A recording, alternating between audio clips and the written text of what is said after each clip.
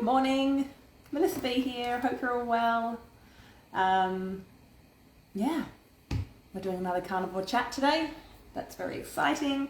I've got my lovely friend Jessica Henrard, the Carnivore Mummy, health expert. She's also a neuromuscular specialist and she is an advocate for the carnivore lifestyle. I'm very, very excited to have her on today, all the way from New Zealand. Let's just see if we can get her on.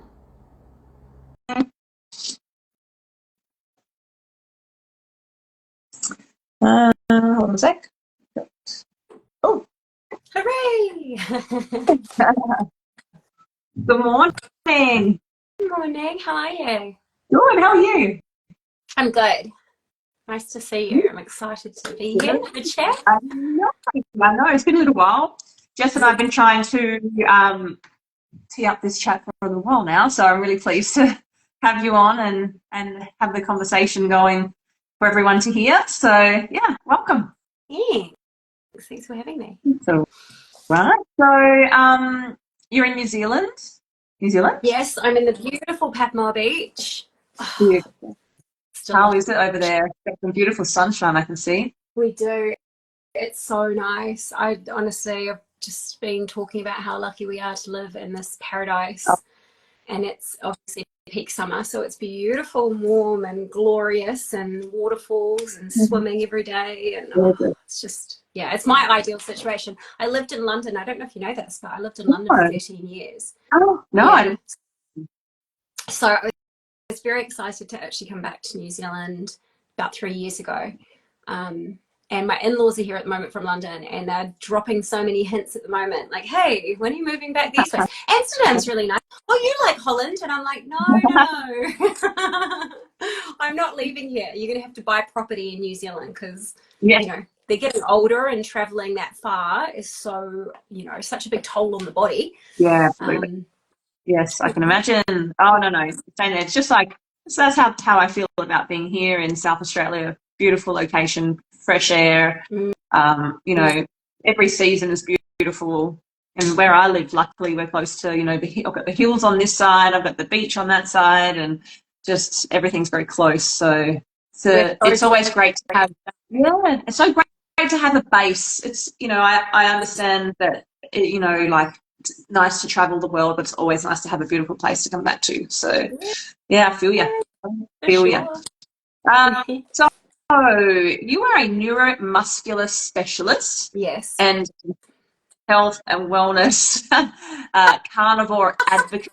And I'm just wondering if you could share with everybody a bit about you. Tell us who you are, what you do, and why you're so passionate about carnivore.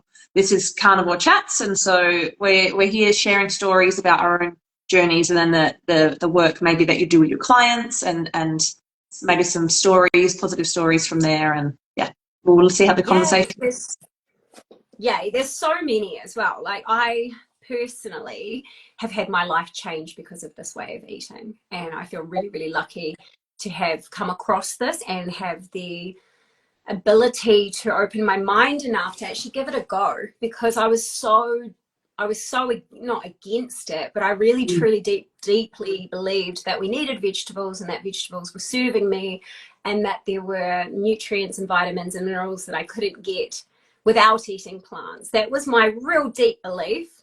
And so to go to this way of life was actually really hard for me. So I'll rewind so you guys can learn a little bit about me.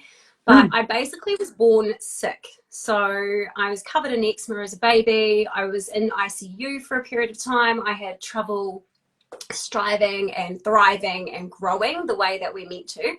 And for the most of my life, I struggled with digestive issues, leaky gut, bowel problems. They thought that I had all different types of Paget's disease and Crohn's disease, and I had every examination done that you can possibly imagine. I was poked and prodded and cameras stuck all different angles, and nobody could ever help me, and I tried everything. Like, really, I've done it all, and to try and improve my health. And I actually now strongly reflecting back on where I am now, I know that I wouldn't be in the health industry, and I definitely wouldn't be doing what I'm doing without being born in that situation, because I wouldn't have been looking for something for myself to feel better. Yeah. And for the most part, it was all about me trying to feel okay. And so I did a ton of stuff. I tried all the things. I even went vegetarian for a year. Completely destroyed my stomach, ended up with rashes and pusses and weepy crustaceans all over my face. I couldn't leave my home for 2 weeks.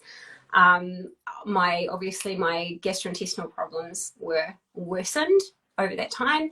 And I became very depleted, because although I didn't eat a ton of meat in comparison to ratios, I always had meats and fats with every meal pretty much. So I had some nourishment going in. And it was actually my mother that went, right, you've done a year, you've tried it, you've done all the supplementation, you've been guided by a professional, all the things. This isn't working, you're not doing it anymore. And she forced me to eat salmon for the first time. And oh my God, it came straight back up. It was so rich. But I have done it. I've been there. I've tried it. Everything you can imagine. Jenny Craig's, Weight Watchers, nutritionalists, dietitians, juicing, fasting, potions, powders, I was searching to help myself. Yeah. So that's kind of how I got into health, and I ended up doing a degree in sports with, starting that when I was like 18. So I'm now, I'll be 42 this year. Mm-hmm. And it was, are you? Yeah. It's 83 babies. Yeah.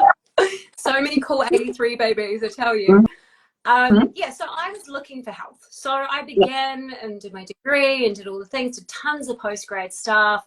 And I thought I was healthy. And for about 20 plus years, I was paleo. So I wasn't eating processed foods anyway. I was eating nuts and seeds, plants and vegetables, and meats and fats. And so I thought I had, I did all my own amazing cooking, and I thought I was so well forward on my health journey. And look what I'm cooking for my children, all these raw, dairy-free, unrefined sugar, gluten-free slices. I thought I was so cool. I make my own nuts. Like me. Oh my God, I sprouted things and I dehydrated stuff. And I did really, really, really try hard to live a healthy life on plants and meat.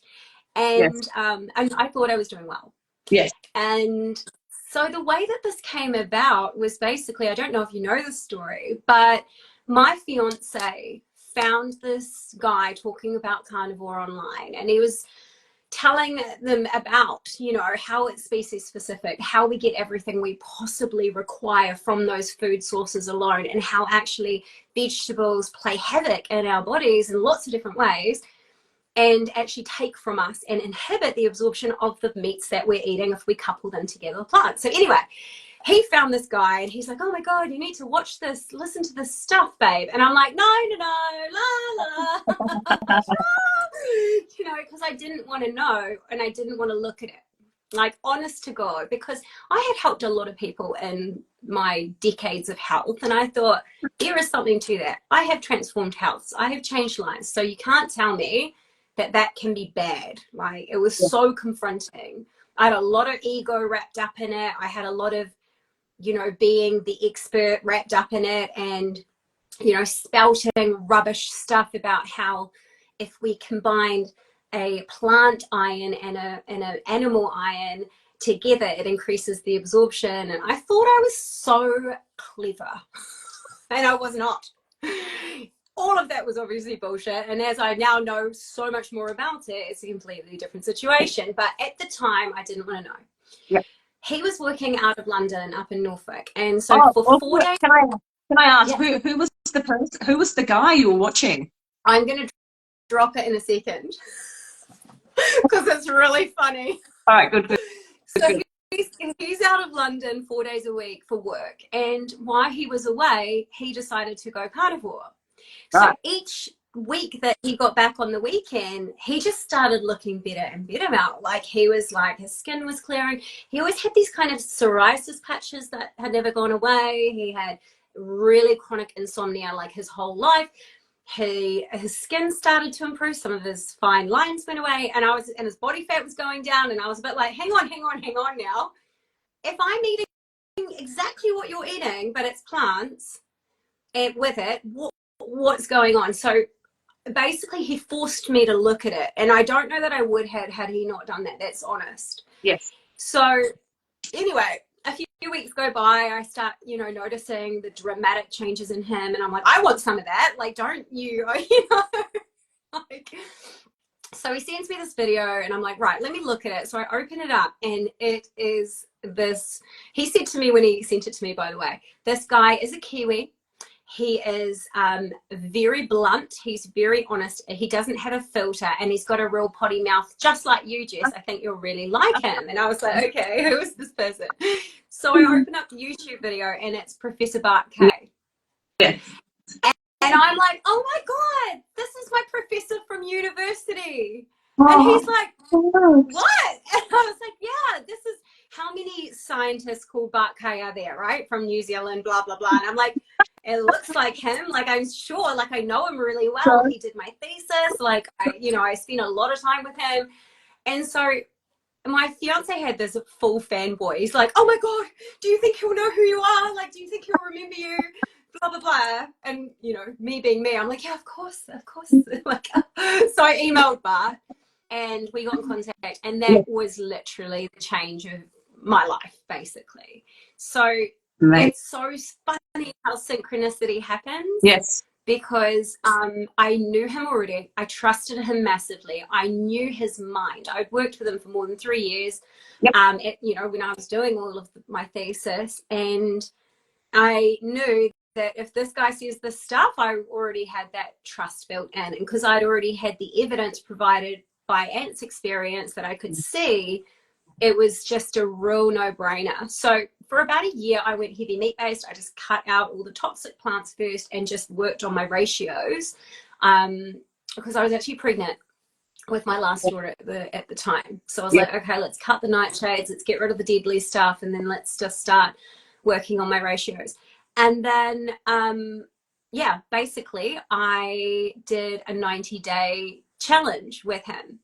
And I was only eating a tiny bit of plants, and like the least poisonous plants. That was all that was left in my world. And it was probably maybe 10% of my overall intake. So it was like little bit of iceberg lettuce, little bit of pickles, just like really little bit of low plant poisons. And I thought, what will it do if I actually pull this little bit of plants out? I don't think it's going to do much. So I said to Bart, let's do a 90-day challenge, and let's run it as a program for people to join us and learn about the stuff. And my body completely transformed in those 90 days.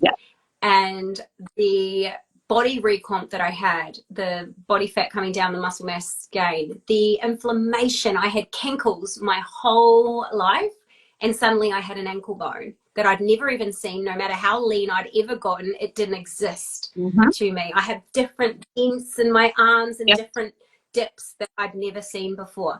My fine lines and wrinkles started to go away. My pregnancy wrinkles, my pregnancy skin, it started to heal. And I was a bit like, how is this possible? Like, this is crazy.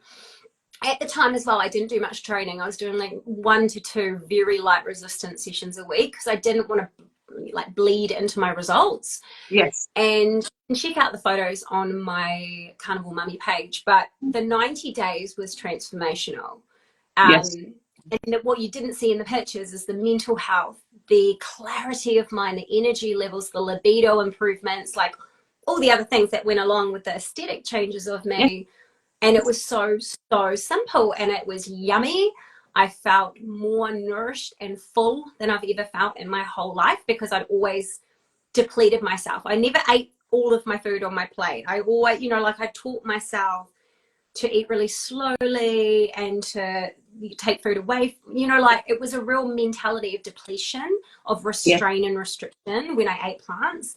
So eating this way was a total flip mentally and physically, and the way that I saw food, the way that I had a relationship with it, and how it actually supported me and started supporting me in my life and the things that I wanted to do. So after the 90 days, I was like, well, I'm never going to eat a vegetable ever again, because why would I? Like, look at the impact that it had on me. And that was January 2022. So that was 3+ years ago, strictly. That's without anything at all. And then probably a year before that was very heavy meat based and slow transition over. Yeah. But yeah, now I just will never ever eat a plant. Will never ever eat anything other than the yummiest and most nutrient dense food on the planet. And it is from a place of full standards for myself. Like, I don't eat that stuff because it's not food and it gives me nothing and it takes away from me. So why would I bother adding that back in? And it's confusing for friends. It's confusing for family. They're like, well, you promoted meat and veg for so long. You've taught this. You've been paid well to teach this. Is it just another fad that you're doing? And I'm like, darling, this is not that at all.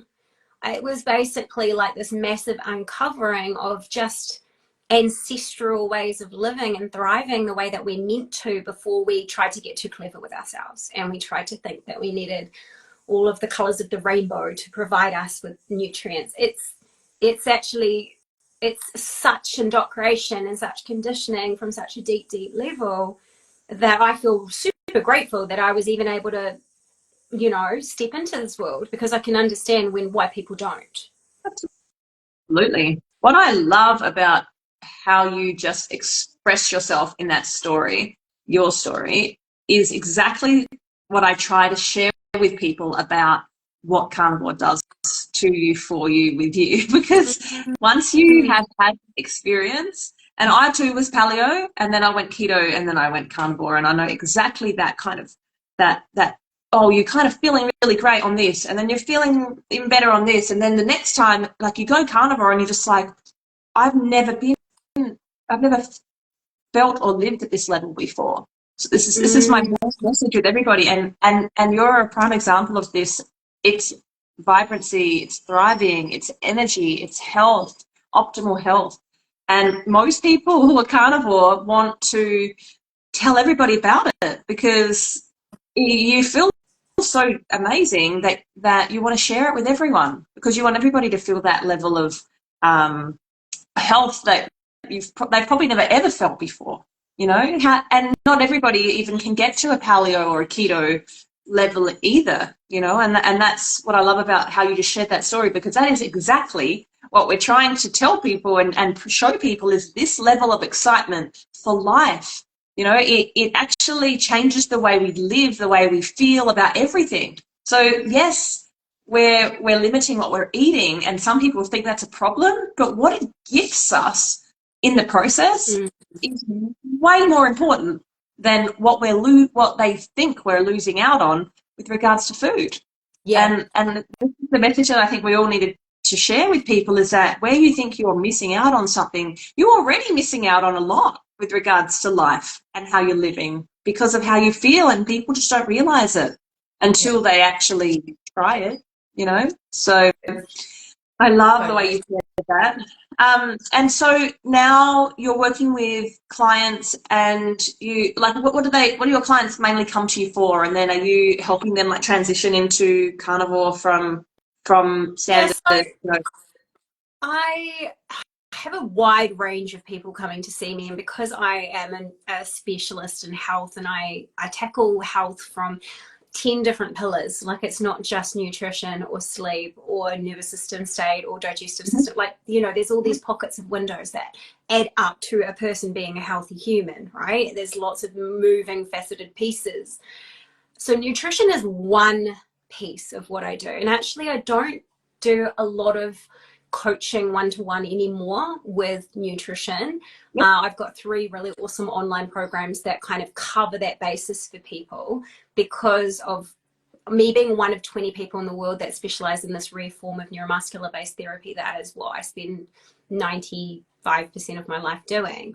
But when people come to me with food issues, and a lot of the time they're already carnivores, which is really interesting, because they've done a lot of healing themselves. They've gone through a lot of their ailments, and their symptoms and their conditions have started to improve, but they're still stuck. So when I work with people on nutrition, it's typically carnivores actually that I'm working with at the moment. Yes. And often it's things like histamine response issues still, digestive issues, body fat that's not shifting, digestive function issues still, even after years and years on carnivore. Wow. So it's that deeper level of healing that people are looking for that they haven't been able to get from going carnivore alone. Yes. So that's kind of the nutritional people that I work with. And it's really awesome for, I prefer to, because I don't have to teach them about food, about oxalates, lectins and phytates, and how our body, you know, competes and all the different transport chain. Like, I don't have to do that anymore, because when they come to me, they already know all that stuff, and they're like, hey Jess, help me. I've got really bad rosacea and histamine responses every time I eat anything other than a freshly cooked piece of steak. Now, I love that, because my knowledge and my tool allows me to help support people through their problems from a nervous system and brain level rather than from a digestive level. But that's the same thing, because they're all connected by the over governing body of the nervous system. Yes. So now those carnivores can eat anything. They can eat literally any single meat or dairy product, and they're thriving. So we've got them through that hiccup of, you know, because it is restrictive only being able to cook and eat a freshly cooked piece of meat. Like, that's really restrictive. So you can't even take leftovers with you. Like, I want to help people be able to eat the things that their body is designed to eat and thrive on. I would never do a nutritional consultation with someone and be like, oh yeah, keep eating that, and that just because you like it. Like, that's not the way that I work. I am not a, oh, it's everybody has different bodies. No, you don't. Like, we don't. We have like 1% difference maybe in our genes, and it's, you know, it's like, no. We're all designed to eat meat, and we're all designed to absorb fats and proteins from this particular source of animal. Yes. So I wouldn't work with someone that was in a mixed macro situation necessarily. And if I did, I'd refer them to my online programs. First, go learn the things. And then once you've done the things, if you're still having problems, let's look at your nervous system, your digestive system, and some other little pieces that might still be holding you back. Yes. Yeah. Can we just talk about nervous system, because I have found on a personal level also nervous system stuff comes up and can impact how the body responds or functions. Can you share a bit about why that's so important and what people have to be aware of with regards to, like, they could be eating full carnivore and then still having issues, and it could actually be to do with the mind or the you know, that brain heart connection, or how their body is reacting to something, or even past traumas or generational traumas. You know, what do you see, and how do you kind of explain that to someone? I love your questions. So what we're talking about here is your autonomic system. So the nervous system, the parasympathetic and the sympathetic system, the vagus nerve is the nerve that controls our parasympathetic and nervous system states. And it's in control of all of our autonomic function. So when we're not thinking and we're just being alive, our heart is beating, our lungs are breathing, our digestive system's working, our blood sugar's regulating itself, our hormonal system's working, like all of these things are autonomic. We're not thinking of them, they're not conscious. And so our autonomic function, or our nervous system, is what is running the show, so to speak, and that controls our digestive system as well. Yeah. So basically how I approach it is very, very different from any other therapy in the world, because we're looking at the weakness in the brain and the nervous system directly. So we can look at the vagus nerve, for example, and we can look at different branches of the vagus nerve that control different parts of our body. So we have a big upper branch of our vagus nerve, and that's controlling diaphragm and above. So our eye expressions, our airway, our breathing, sound, our voice, our heartbeat, this is all driven by this upper branch of this vagus nerve. It's called your ventral branch. Then you have a lower branch of the nerve. It's like a big tree. And that bottom branch is the dorsal branch, and that is controlling your parasympathetic state, and that is all of your organ function. So this is, you know, your everything: intestines, stomach, liver, kidneys, spleen, blah, blah, blah, bladder. All of that is controlled by the bottom branch, the dorsal branch of this vagus nerve. What I can do with my work is actually identify where weaknesses are in the nerve directly that are in control of different parts of your body that you're not consciously aware of. And we can actually see, is there weakness in that sensory information coming into the nervous system? is there a problem with that? Because then you won't be able to use that area of your body if we have insufficient sense of something. Yeah. And I treat digestion from a neuromuscular level where we actually treat the organ itself, so we can treat and test and find out what is weak in you. Because if you've got a weak vagus nerve, and let's say the dorsal branch is weak that controls your organs, you could be putting in all the right foods, steak, eggs, butter, la, la, la, eating all the goodness, and you're still not able to digest and absorb those foods because you have a weak nervous system. And this is why you can see on the polar opposites that people eat shit. You know, think about some of our grandparents, and they had their bread and they ate their potatoes and their seed oils and their whatevers, and they drank beer every night and smoked a 50 pack or whatever a day. And they lived to there and they're almost 100 because their nervous system state's in a very different state, so they can tolerate different things. So the food is only one of the things that we have to consider when it comes to health. It isn't just what you put in your mouth, sadly. And the other piece of it is, what state are you in when you're eating? So our vagus nerve, I just drew this for a client, so I can give you a quick little, here's something I drew earlier. But if we imagine that this middle section is where we're in a homeostasis, our vagal and our dorsal branch of our nervous system will go up and down, right? And we're meant to live in this space. If we go up or down into different spaces, or end up too high in fight or flight or down here in freeze state, we're going into defensive states. And it means our nervous system is distressed. It's like, nope, this is a threat. You're a threat to me. Whatever it is, this is a threat and I'm defensive.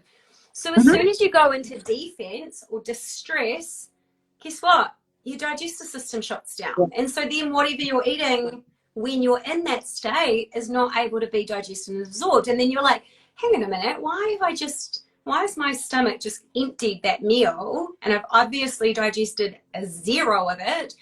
It was likely you were in fight or flight or in a freeze state and you couldn't absorb the food. So what state we're in when we're eating is so important. And with my work, you can test it to identify, where am I? Am I here? Am I here? Or am I here? And then once you know what state you're in, you can regulate yourself back to that middle baseline state so that you can do all the things you need to do. But is that like a self test that you can test, or you mean you can get tested for cortisol and things like that? No, I teach people how to test their own nervous systems in real time. Wow. What, like muscle testing or something similar? No. The sound of this. This is it's very, very cool. Fantastic. It's very awesome. Yeah. So the other day, I'll give you a little example, because even me, I'm a very regulated human. I have a very strong nervous system. I've done a lot of work on these non-conscious parts of my nerves and etc. But the other day I was in a cafe and I noticed, the first thing I'll notice when I'm going into distress is my heart rate comes up, my blood pressure increases, I'm going sympathetic. And so I'll notice that, and I'm sitting in a cafe with my hubby and my daughter, and I'm just like, what is going on? I'm having a lovely time. This is a nice environment. I'm going to have a beautiful meal, and I feel stressed. So I said, hang on a minute, guys. And I actually went outside and tested myself, and I was in it going sympathetic. I was going into a fight flight state. And so I just really quickly did a regulation practice, brought myself back into my baseline, and then came back into the cafe. And my hubby was like, you're okay? And I said, yeah, I'm just a bit defensive. But if I'd eaten my food without doing that, I wouldn't have absorbed that food. And that is a waste of, you know, a lot of money and of nutrients, where I'm spending that money on my health, but now I can't even cross that line into my body receiving the things that I'm giving it. And this goes for hot cold therapy. This goes for infrared. This goes for any stimulus that you are applying or, you know, exposing to your nervous system. Because if your nervous system perceives infrared to be a threat or cold therapy to be a threat, then guess what? Your nervous system's going to go into a distressed state and your body will shut down. Wow.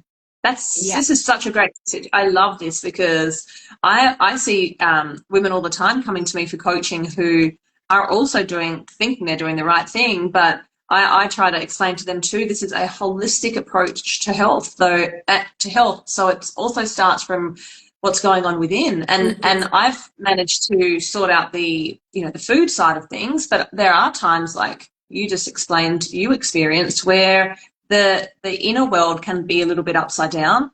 And I think we need to start really teaching people this kind of thing, because it's so important, because carnivore is a piece of the puzzle, but it's not the whole picture. Absolutely. It is not the whole finished product. And this is where, I try to explain, there is a big holistic approach to health that people need to understand. So I think what you're doing is amazing. And I love that you're sharing this, because I think people need to hear this message. Yeah, because when someone comes to me, for example, and wants to start carnivore, they just want to know how to start. Yeah. But then there's so many other parts. It's very easy. It's a really easy, and it's a simple thing to do, but there are so many other parts that they have to be aware of. So yeah, really great message there.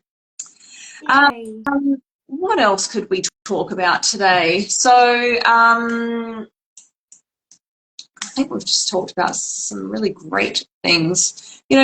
What does your day of eating look like? I'll often ask people this. What are you eating in a day? What am I eating? Oh God, whatever's going. Like, because I'm usually back to back with clients, I will come out in a gap and my family will have left something for me.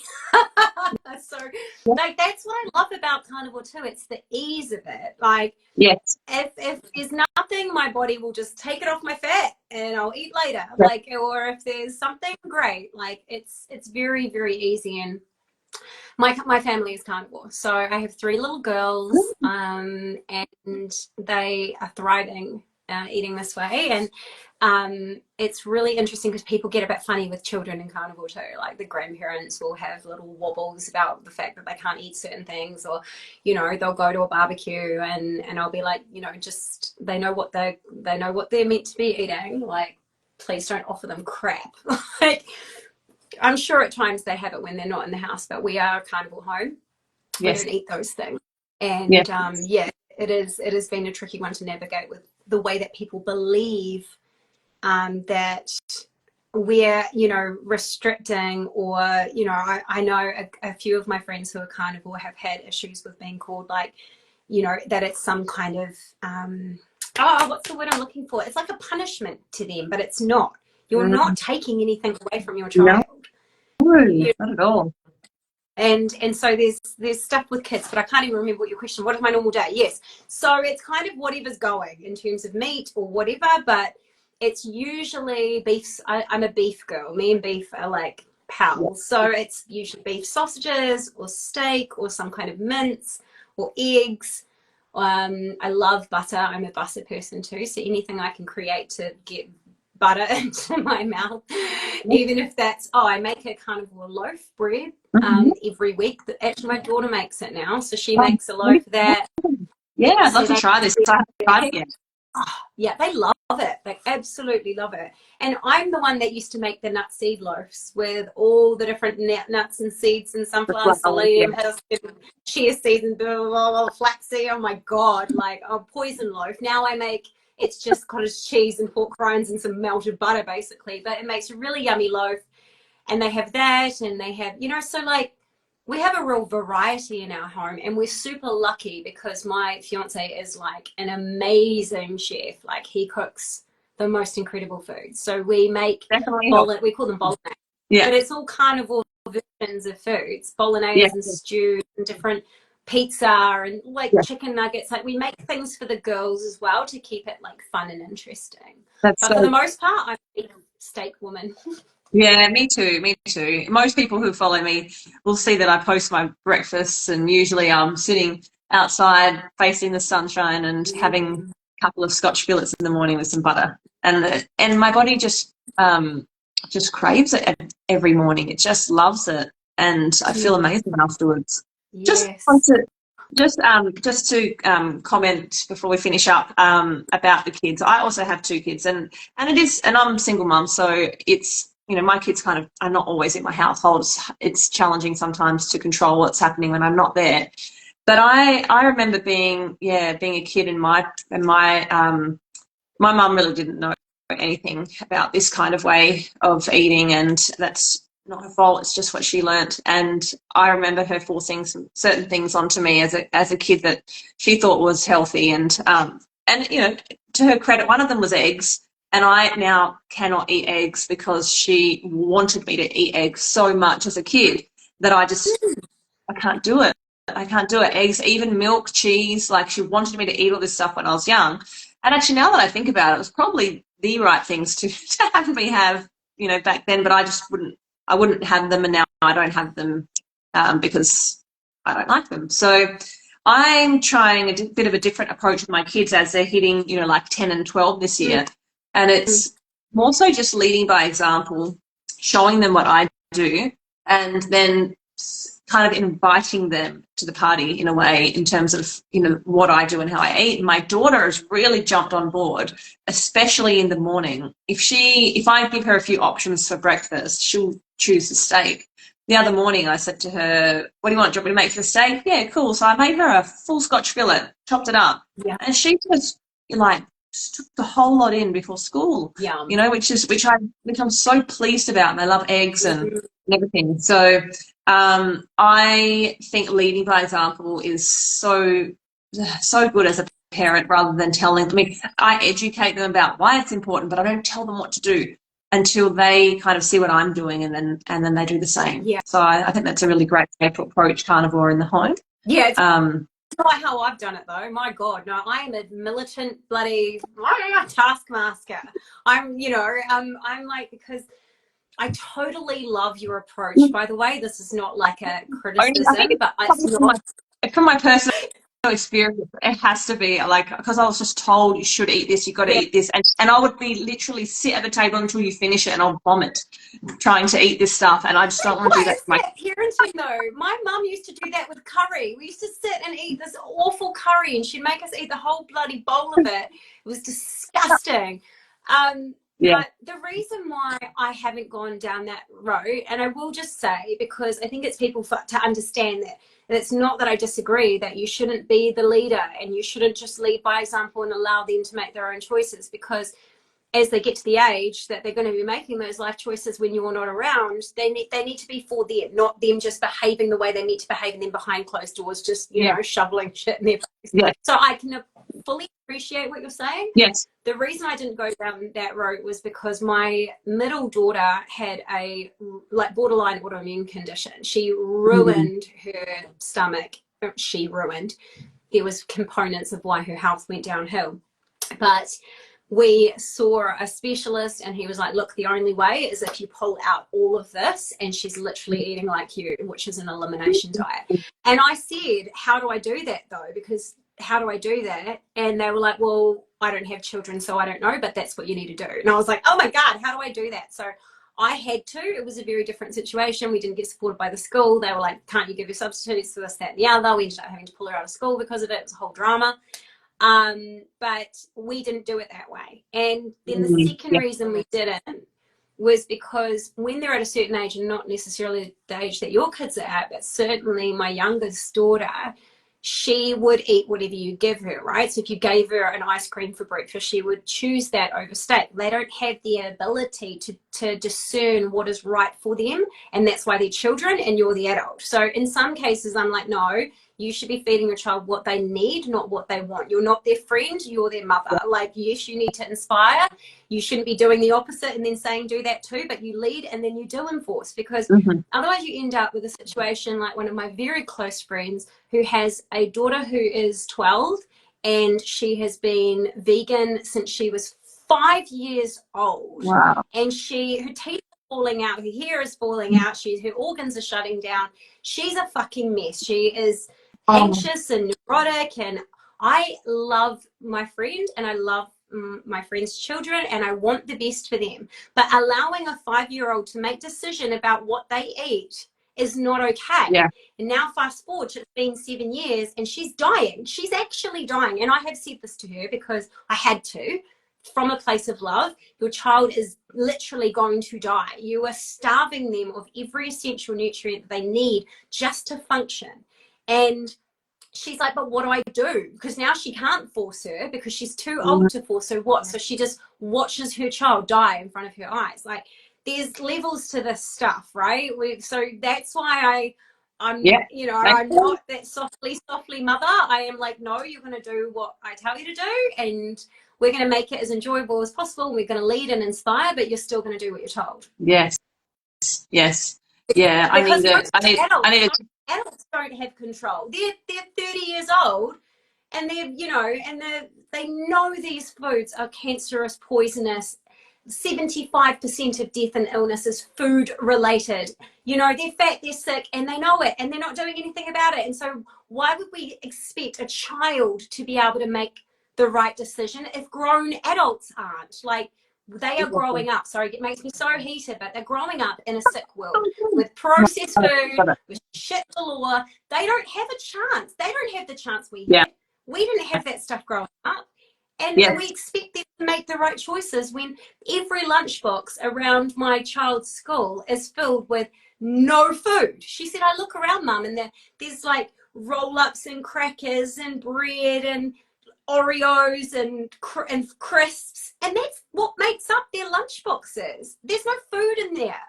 It's so alarming, and it stresses me out so much, as you can see, because I don't want them to hurt. I don't want them to be sick. I don't want them to grow up like I grew up with all these problems before I was even in a chance to thrive. Like, I had to heal myself. You don't even have to do that. But your parents need to be responsible for what you are putting in your mouth until you have a lot more life experience and the brain and the developmental, because we don't develop all that way till we're 25, to actually work it out that those things are poisonous. Yes. No, makes sense. I'm with you. And again, great messages to take in. Thank you so much. It's really important. And yeah, I agree with you. You know, we know better as parents, so we need to make sure they're doing better, you know, and that's a great message for me too, because, you know, my mum didn't know any better, but I do. So same for anybody else who's probably listening to us who also knows better, because they follow us and what we're doing. So I appreciate that. That message. It's really important. So thank you so much. So we've hit 45 minutes. We just talked before, and we're just like, oh, make it a short one. Yeah, we may need to come back on another time and pick a topic and just go with it. We'll do it. We'll definitely do it again. Thank you so much for coming on. It's been wonderful, and I hope everybody who listens, you know, gains something valuable out of it, just like I did. So yeah, keep doing the amazing work you're doing, and hopefully we'll see you in Australia, because we have I run amazing carnivore live events. Professor Bart Kay was with us in November. He will also be here with us in Melbourne in April, end of April. So yeah, we'll be in Melbourne. So if anybody watching is from Australia or New Zealand wants to join us, we have some incredible guest speakers coming along. Just check the links in my bio for information. And yeah, everybody, you know, follow Jess and the amazing work she's doing. And yeah, anything else you can leave us with today? No, just remember, you're doing your best. All right. And like Melissa said, when you know more, do more, right? Just keep making small improvements every day. And before you know it, it just becomes so much easier to let go of those things, because they're not controlling you anymore. You're not addicted to them anymore. And you can actually make a clear decision about what you want to do for your body, for your health. And our vessel is our greatest asset. So cherish it. Yes. Oh, I've got goosebumps, because I do that every morning. I go outside when I'm looking at the sun rising. First thing I'm grateful for is my body for being healthy and well and taking good care of me. So we also need to take care of it. It is a partnership. So yeah, I agree with you. Thanks for coming on. It's been really great. We'll keep in touch. Yeah, take care. Have a good day. See you, everyone. Have a great day. Bye.